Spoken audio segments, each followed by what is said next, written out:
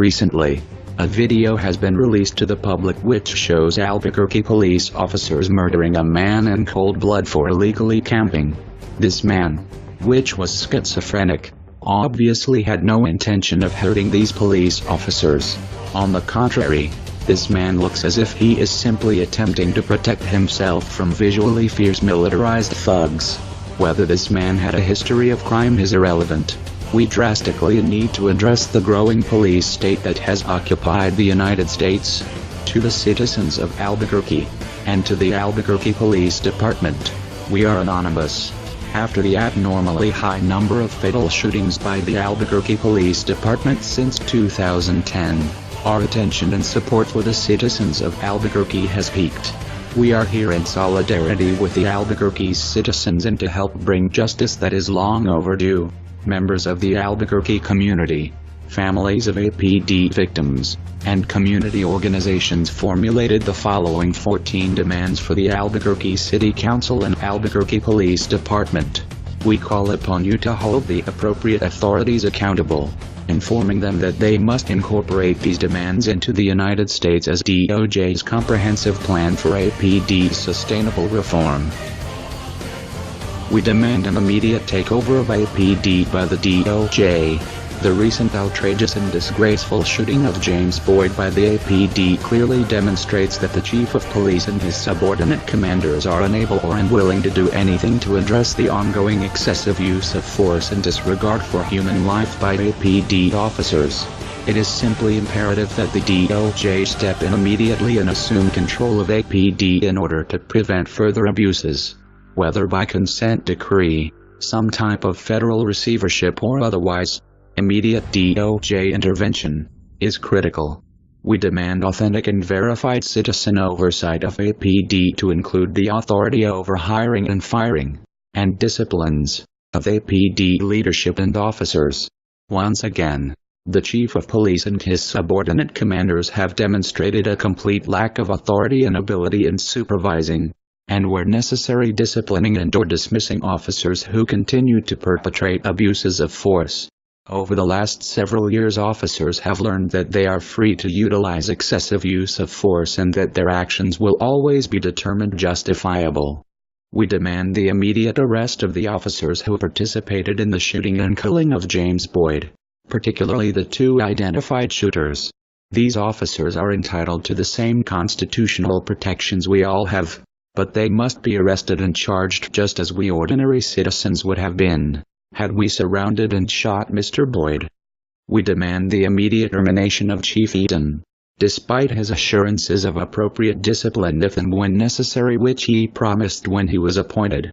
The chief has clearly shown that his tenure as police chief is simply going to be more of the same business as usual when it comes down to justifying actions of his officers. Different name, different face, same result. We further demand indictments of all officers who have been guilty of violating citizen rights. It is time to bring charges against all officers who have engaged in excessive use of force cases over the last several years and let them face the same charges and prosecution we would be facing. Officers cannot be allowed to escape above the law simply because they wear a badge. In fact, they should be held to a higher standard, not a lesser, more lenient standard. We demand the demilitarization of APD. We have become dismayed and disgusted with the new mode the APD has undergone.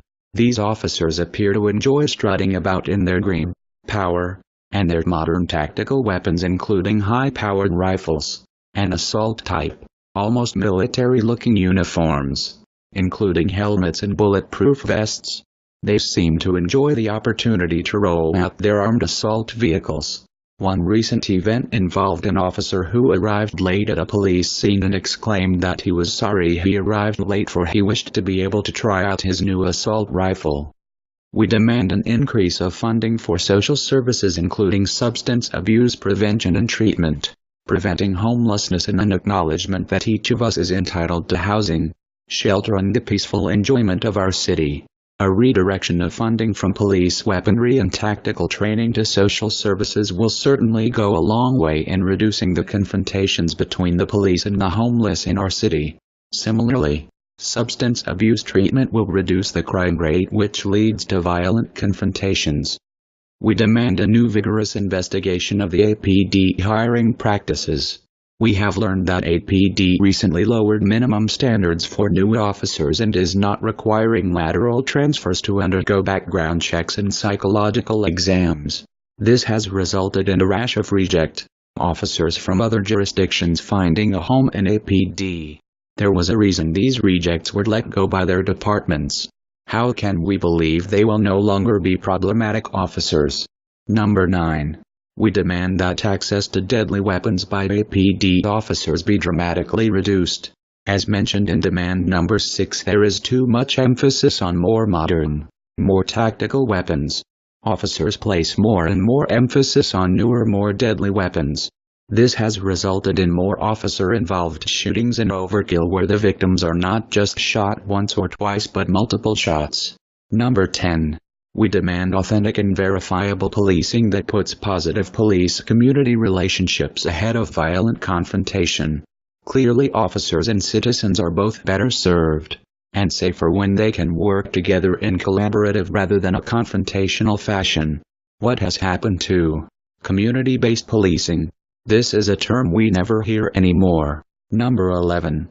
We demand a non-police emergency response of trained mental health professionals and crisis negotiators who can be called upon at all encounters that carry the potential for possible use of deadly force.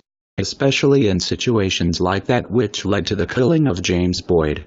There was plenty of time to bring in trained crisis intervention personnel to help defuse rather than escalate the situation. Number 12. We call upon those police officers who recognize the problem of the police violence to publicly support these demands. In spite of the many problem officers within APD, we acknowledge those officers who are just as disgusted as we are with the outrage which have occurred. We call upon these officers to stand up and be counted in taking a stand for sound and rational police practices designed to serve and protect the citizens. Number 13. We demand that the City Council adopt the Police Oversight Task Force's recommendations for police oversight immediately and without amendment or alteration. These recommendations are well thought out and reasoned approaches to the problems we are facing. These recommendations must not be diluted or watered down so that they become ineffective. Number 14. We demand immediate and ongoing medical evaluation of all APD officers to determine their mental fitness to carry a weapon and serve as a police officer. As mentioned in demand number 8, we insist that APD reinstate previous screening procedures designed to identify and weed out potentially problematic officers. These procedures are already in place. They have not been enforced during the last few years. In an effort to support the citizens of Albuquerque, we are providing a place for people to gather, discuss, and to take action online. The link for that discussion is in the description of this video. That, when will we say no more? How many more citizens will be murdered? Naturally, the APD will attempt to label Anonymous as a terrorist organization for our demands of justice. But the question has to be asked. Who do we terrorize? Is it not a growing police state that terrorizes its own citizens? We are Anonymous. We are Legion. We do not forgive. We do not forget. To the APD. It is already too late to expect us.